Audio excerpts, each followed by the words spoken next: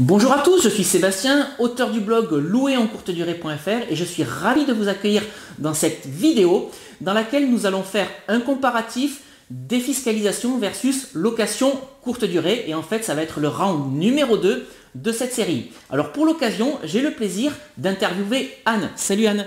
Salut Sébastien. Alors Anne va nous expliquer le parcours immobilier qu'elle a réalisé avec son mari puisqu'ils ont réalisé un premier investissement locatif en défiscalisation et depuis un an, ils ont également investi à Toulouse dans de la location courte durée. Allez, c'est parti.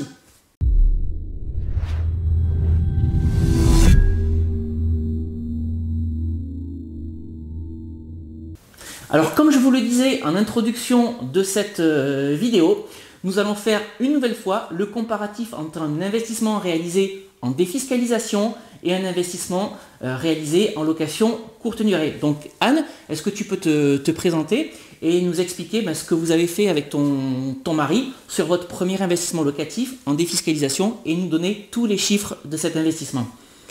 Bonjour, donc je m'appelle Anne, j'ai 36 ans et nous avons donc 3 enfants à l'heure actuelle de mon mari. Il y a une dizaine d'années, nous avons souhaité investir donc en vue de défiscaliser dans un appartement qui nous a été vendu à Vierzon. Cet appartement, package inclus, frais de notaire, etc., nous a coûté à l'époque la somme de 96 000 €. Si on prend un appartement à l'identique dans de l'ancien, on s'aperçoit, pour la première des choses, que c'est un appartement qui coûte uniquement la somme de 55 000 € en moyenne. Donc calculez déjà le delta. Alors tu veux dire 55 000 €, c'est le prix de l'appartement aujourd'hui ou à l'époque, il y a 10 ans quand vous avez investi à Vierzon?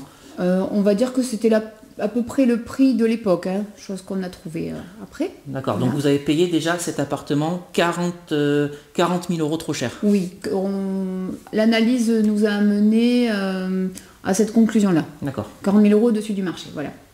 Donc nous avions investi là-dedans en vue de défiscaliser et également de constituer une épargne qui devait être meilleure que le livret A, soi-disant. Je vous raconterai la suite après.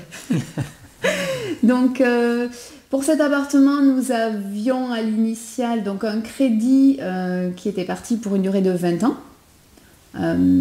et avec une mensualité de, je reprends mes chiffres, de 650 €. Voilà.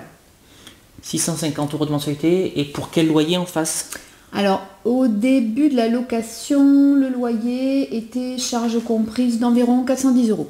410 €, donc voilà, donc un delta négatif, un cash flow négatif, sans compter les charges, uniquement la différence entre loyer et crédit de moins 240 €. Exactement, c'est beaucoup moins bien que le livret A finalement. Donc moins 240 €, 240 € d'effort d'épargne tous les mois pour pouvoir vous payer cet investissement locatif. Oui. D'accord. Donc ce que j'essaie de vous expliquer à travers toutes mes vidéos, c'est que lorsque vous investissez dans l'immobilier, il faut absolument que votre loyer couvre l'intégralité de vos charges et finalement l'investissement immobilier que vous allez faire ne doit vous coûter rien du tout. Alors bien entendu, vous allez avoir un crédit à rembourser tous les mois, mais ce crédit doit être absorbé en intégralité par votre loyer. Donc dans le cas de Anne et Olivier, son mari, sur cette opération-là, ils en étaient de 240 € de leur poche tous les mois et ça c'est absolument impossible, c'est absolument ce que vous devez éviter si vous souhaitez investir dans l'immobilier. Exactement. Donc Anne, aujourd'hui tu me disais que cet investissement locatif, en fait, ça fait une dizaine d'années que vous l'avez? Oui, depuis 2007, c'est cela. 9 ans, donc là vous êtes normalement en droit, vous avez le droit de le revendre sans perdre le bénéfice de votre économie d'impôt. Oui. Alors, tu t'es renseigné sur le prix du marché à Vierzon. Dis-nous ce que tu as trouvé sur Internet.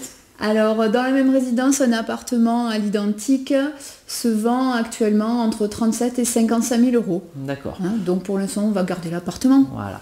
Donc, un appartement qui vous a coûté 96 000 € il y a 9 ans se vend aujourd'hui entre 37 et 50 000 €, donc entre 60 000 ou 40 000 € en dessous de ce qu'il a coûté aux personnes qui ont investi à l'époque. Donc, je récapitule, une perte de 240 € tous les mois, plus un appartement qui aujourd'hui se revendrait entre 40 et 60 000 € moins cher qu'il a coûté. Je vous laisse faire le calcul.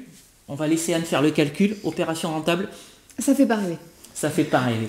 Ça fait pas rêver. Donc aujourd'hui, ce que tu me disais, c'est que vous gardez cet appartement parce que si vous le revendez, vous allez en être de votre poche. Hein. Exactement, on le garde jusqu'à la fin du crédit, étant donné que le loyer nous couvre maintenant l'ensemble des charges. Merci. L'ensemble des charges, Merci, ouais, parce que Sébastien. vous avez profité de la baisse des taux d'intérêt, c'est ce que tu me disais, pour faire racheter le crédit. Exactement. Pour avoir une opération un petit peu moins. Oui, on arrive maintenant difficile. à couvrir donc le crédit, les charges, tout ce qui est taxes foncières, etc. Voilà. Donc vous avez pu bénéficier de la baisse des taux d'intérêt pour faire racheter votre crédit et avoir une opération financière moins douloureuse au quotidien. Oui, c'est la bonne nouvelle sur cette opération. Bon, allez, on va passer sur cette opération. Et il y a un an, vous avez investi donc à Toulouse, dans votre ville, dans un autre projet immobilier. Est-ce que tu peux nous en dire plus? Ah oui, beaucoup plus rentable celui-là. Donc depuis un an, on est propriétaire donc d'un appartement, d'un studio de 25 mètres carrés qu'on loue donc en courte durée. Un appartement sur lequel on a réalisé un crédit sur 20 ans. Donc une mensualité qui est d'à peu près 370 € par mois. C'est un appartement qu'on exploite depuis le mois de février et depuis on arrive à louer entre 25 27 pour les meilleurs mois, on monte même à 30 nuits. Voilà, avec du coup un loyer moyen d'à peu près 1300-1400 € par mois. D'accord. Je vous laisse calculer le delta, c'est beaucoup plus intéressant. Donc moi j'ai vite fait le calcul là, donc finalement 1000 € de cash flow entre le loyer et le crédit, alors qu'on était à moins de 140 dans votre dernière opération immobilière. Est-ce que tu peux nous donner les chiffres de l'achat? Oui, alors cet appartement, donc on l'a acheté 56 000 €, auquel donc on rajoute les frais de notaire, c'était environ 5500 €, des travaux, puisqu'on a réalisé des travaux à l'intérieur. Donc au total, c'est un appartement qu'on a payé aux environs de 75 000 €. 75 000 €. Donc un projet d'un côté en défiscalisation à 96 000 € avec moins de 140 € de cash flow, et de l'autre côté un projet immobilier à 75 000 € avec 1000 € de cash flow tous les mois. Donc je vous laisse faire le calcul. Je pense que les chiffres parlent d'eux-mêmes. Ce que tu me disais, Anne, c'est que cet appartement, si vous l'avez fait réestimer, aujourd'hui il vaut combien? Aux alentours de 90 000 €. Alors 90 000 €, donc l'appartement en un an avec vos travaux, il a pris 15 000 € de valeur, alors que celui de la défiscalisation, lui, il a perdu entre 40 et 60 000 €. En tout cas, vous l'avez acheté trop cher, donc aujourd'hui, si vous devez le vendre, vous en seriez entre 40 et 60 000 €. Donc voilà, écoutez, c'est pas moi qui dis les choses, c'est Anne et son mari donc, qui ont réalisé 2 opérations immobilières, une défiscalisation et une location courte durée. Et clairement, la conclusion de ces 2 opérations, Anne? La conclusion, acheter pour faire de la courte durée. Voilà. Bon. Alors, ce que j'ai fait dans la première vidéo, je pense qu'Anne, tu diras pas le contraire. Par chaos, une nouvelle fois, la location courte durée a démoli la défiscalisation. Complètement. Complètement. Bon, écoute, parfait. Donc là, vous êtes sur d'autres opérations. Est-ce que tu me disais avec Oui, là, on est en train Olivier de chercher un nouveau bien pour justement le diviser en plusieurs appartements et continuer sur le versus location courte durée. Surtout pas de défis, surtout plus jamais. Voilà. Bon, parfait. Écoute, merci Anne pour cette interview. Merci à toi, Sébastien. Alors, si vous souhaitez en savoir plus sur l'immobilier et sur la location courte durée, je vous rappelle que vous avez 2 possibilités.